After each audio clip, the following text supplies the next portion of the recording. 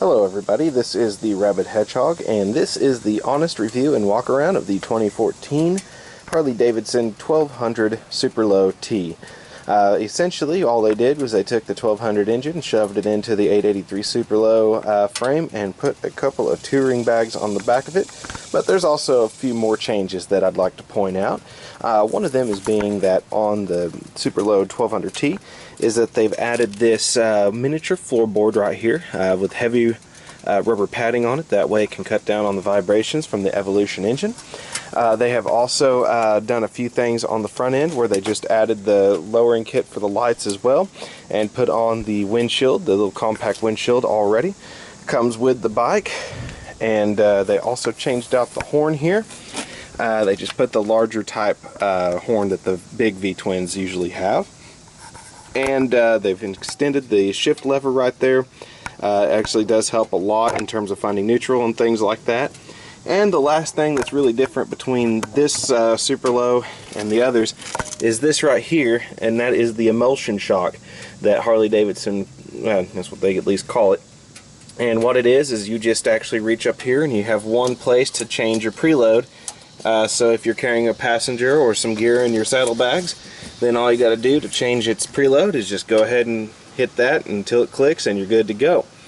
Other things that's different on the 2014 Sportster is that they have added on the dashboard here digital tachometer, also a gear selector, or a gear counter I should say. So that does come up if the motorcycle is on. You could see it actually count the gears off. And you know, that's all that they've really done different on the 2014 Sportsters.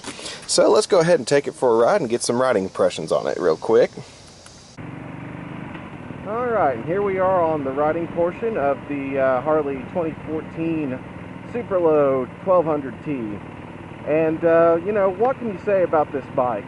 The Sportster's been around since 1957 and has been constantly in production since that time. The only big change was going from the Ironhead V-twin to the Evolution in 1986, which is still the motor that they use today. One other change that they made was back in 2007, all Evolution Sportsters went to fuel injection by Delphi, which I do have to say is kind of a complaint. It is an uneven fueling system, so there's sometimes it has some hiccups and some problems that I detect sometimes just through the engine and the way it feels. Other than that, you know, this is a very good bike. It's something that I picked up after having an 883 iron for a little bit, and you know, I have to say the 883 iron is a great bike. It's definitely a good one to start with if you'd like to get into motorcycling.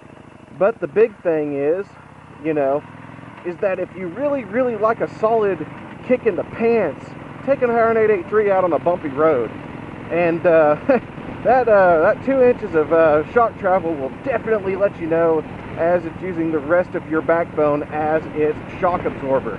Not exactly easy on you.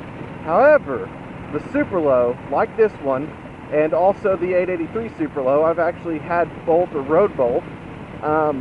Basically, it's a very comfortable bike. It has a very good suspension, very comfortable seat. This is the reduced reach seat that does have the passenger pillion on it, and it's overall a very comfortable seat to have. It has a scalloped back, so that way you have some back support on it. Since the foot pegs have been moved up 3 inches forward, it gives a more reclined, you know, seating position, which is very comfortable, and not as tight as the mid-mount, the standard mid-mount on the Sportster. Another great thing that I do like about it is that preset control, because not only do you get to control the preset on how much weight it's supposed to take, but you can also adjust it just by your riding, you know, your riding preference. So if you want to run it a little bit tighter, you can. You can actually crank that thing up, and it will stiffen this chassis up really well and allow you to ride, you know, a lot different. And it's kind of fun to do. You kind of get an idea of what this frame can do. And I mean, that is one thing about the Sportster frame. This thing comes in at a hefty 589 pounds for as small as the bike is. But I mean, when you put it down, this bike is extremely flickable. It changes direction so easily. It's very good in the turns. It goes through the turns just fine. And, you know, the only thing that I kind of complain about is the fact that the SuperLow does have a very, very small lean angle. You'll scrape the pegs real fast, mostly just because you're not really supposed to be going that fast through the turns. So, you know, that's one thing about it.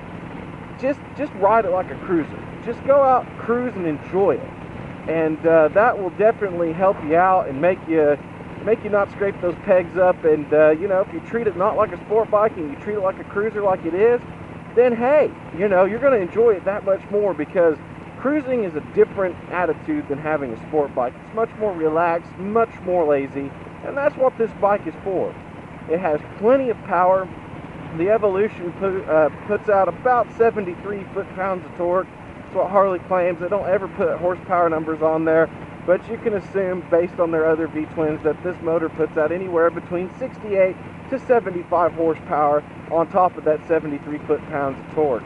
Like I said, the features that they've added on the 2014 Sportster, and that's across the line of Sportsters, down to the 883 iron all the way up to the 72, is the trip computer and the digital rev counter and gear indicator as well, which that is very handy. A lot of bikes really don't have that, and it's kind of a nice touch by Harley to go ahead and do that. One thing they don't have that I kind of still would like to see one of these days, a fuel gauge. You know, we still got the tattletale light, but you never know, because sometimes those lights go off and you run out of gas at the same time. And sometimes they go off and you didn't need gas for another 130 miles. You know, things of that nature. It's never an exact science with those lights. So you can either ride forever after it comes on, or you're going to be pushing right after it comes on. You don't know which. So, one gripe I've got about it.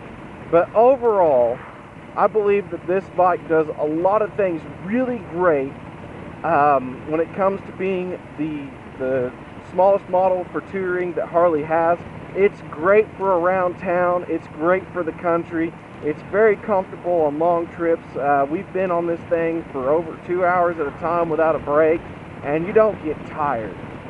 That's just the compliments to the seat that's on it, and also the suspension. Even though it's only a 2.5-inch travel on the suspension, and sometimes it'll wake you up, it still rides good enough that it doesn't really wear you out over the long haul. And like I said, with it being the Sportster frame and not the giant like Electras or any of that, it cuts through town just fine and is very, very comfortable even in city. Only thing is, being air cooled, and right now it's 100 degrees practically, you know, that's where you're going to have some issue, is that as you're sitting there, it'll start cooking you between your legs, and it gets a little uncomfortable sitting in traffic. But out here where I'm at, where there's barely anything around, it's perfect. The bike just keeps going and soaks up the miles and enjoys them, and you know, as a rider, I do as well. So once again, this is the Rabid Hedgehog. I'd like to thank my subscribers. Thank you for suggesting doing the walk around and the review of this bike. Like I said, this is an honest review, and I'll just do one little follow-up on it. You know, just kind of some points on it. Great redesign of the suspension. That way you don't need any tools to reset your preload. The compact windshield does a great job at helping block the wind out on you. And other things about the 2014 I like a lot is the fact that you can now have the gear indicator and the RPM.